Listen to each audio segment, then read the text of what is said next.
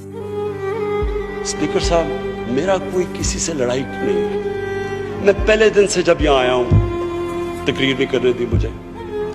जब मैं बात करता हूँ शोर मचता है, गलत बातें करती है। मेरी किसी से कोई लड़ाई है?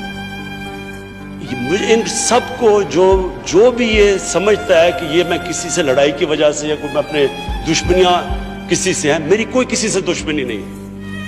मैं आज आपके सामने कह रहा हूं कि अगर पाकिस्तान के अंदर हमारे मुल्क में अगर सही माने में अकाउंटेबिलिटी प्रोसेस ना चला, हम किसी सूरत इतना पैसा नहीं इकट्ठा कर सकते अपने बच्चों को तालीम देने के लिए, सेहत उनके इलाज करने के लिए, अस्पताल ठीक करने के लिए। हम आगे बढ़ ही नहीं सकते। जब एलीट करप्शन पे लगी हुई है, वो आप कैसे समझते हैं वो मुल्क तरक्की करेगा? हम जब आप किसी के ऊपर केस होता है वो कहते हैं जी पॉलिटिकल विक्टिमाइजेशन है। मुझे ये बताएं कि मेरे ऊपर पॉलिटिकल विक्टिमाइजेशन नहीं थी जब इन्होंने मेरे ऊपर 2002 का फ्लैट डिक्लेयर हुआ, मुझे इन्होंने सुप्रीम कोर्ट में 6 केसेस कर दिए। मेरे इलेक्शन कमीशन के अंदर मुझे सुप्रीम कोर्ट में 2 केसेस किए। क्या मैंने कहा कि कभी मैंने कहा विक्टिमाइजेशन है? मैं जवाब देता हूं। मैं जब वो फ्लैट लिया था, मैं सारी दुनिया जानती है मैं इंटरनेशनल क्रिकेटर था, मैं तो जवाब दे ही नहीं था। मेरे पास तो कोई पब्लिक ऑफिस नहीं था।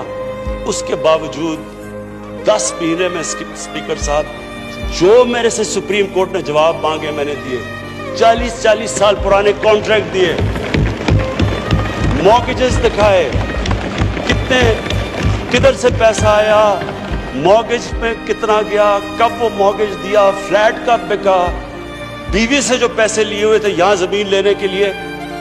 आपको पता है सुप्रीम कोर्ट ने मेरे से पूछा कि जनाब आप बताएं, साबित करें कि आपने बीवी को पैसे वापस किए थे। वो बीवी ने ईमेल दे रही है कि हाँ इसने पैसे वापस किए थे। उन्होंने कहा नहीं सबूत दो। ये कभी हुआ ही नहीं है ऐसे कि वो बीवी कह रही है पैसे, वो कहते नहीं। बैंक स्टेटमेंट्स निकाल के दी 15 साल पुरानी, जो मेरा ट्रांजैक्शन बीवी के साथ था। मनी ट्रेल दी, सारा जो पैसा वहां से हलाल की कमाई का बाहर से पाकिस्तान लेके आया, उसकी मनी ट्रेल दी। स्पीकर साहब, कोई मैंने कमाल नहीं किया। ये हर उस मुल्क में जिसमें जेन्युइन डेमोक्रेसी है, वहां एक लीडर को जवाब देना पड़ता है, क्योंकि वो अमानतदार होता है, वो पब्लिक के पैसे का अमानतदार होता है। ये कोई विक्टिमाइजेशन नहीं है। और ये जो नैब है, ये हमने तो नहीं नैब बनाई।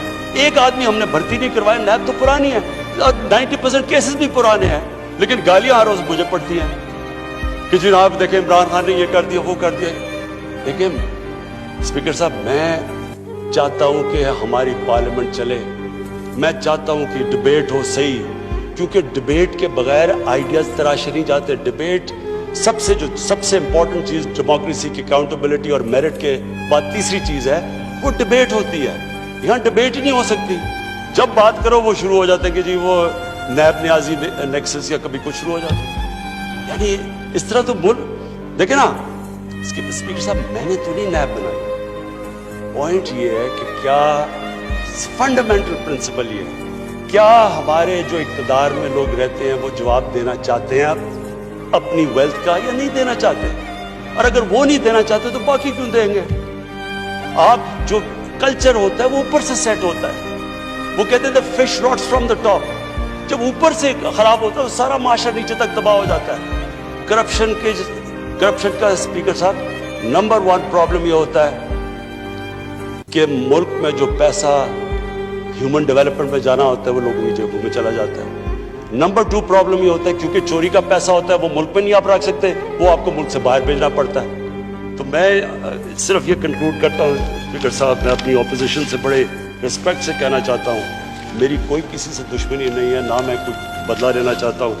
मैं सिर्फ ये बिलीव करता हूँ कि हमारा मुल्क, अल्लाह ने इसको इतनी नेमतें दी हैं, अल्लाह ने इससे क्या क्या चीज़ें नहीं हमें दी, लेकिन जब तक इस मुल्क के अंदर रूल ऑफ लॉ मीन्स कि everyone is equal in front of law, जब तक रूल ऑफ लॉ और लीडरशिप की अकाउंटेबिलिटी नहीं होगी, हम भी वही सारे बनाना रिपब्लिक्स की तरह एक समुंदर होगा गरीबों का और थोड़े से अमीर लोग होंगे।